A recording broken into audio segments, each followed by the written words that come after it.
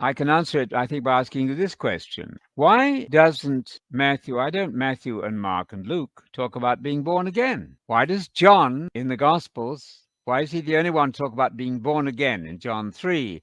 What must I do to enter the kingdom? You have to be born again.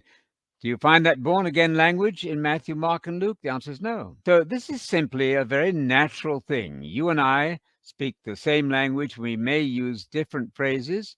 So ask yourself the question, why isn't born again found in Matthew, Mark, and Luke? You won't find it there. You'll find it in John. You will find it in First Peter also about being born again. It's a matter of style. I don't know exactly why John didn't use the same language as Matthew, Mark, and Luke.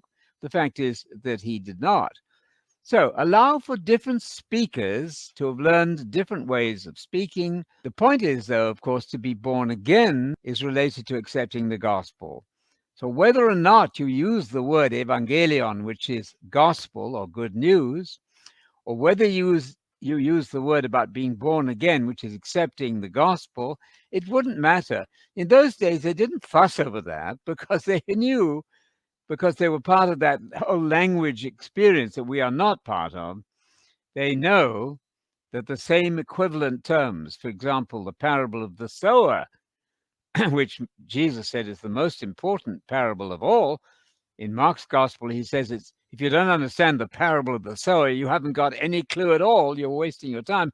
So you must understand the parable of the sower.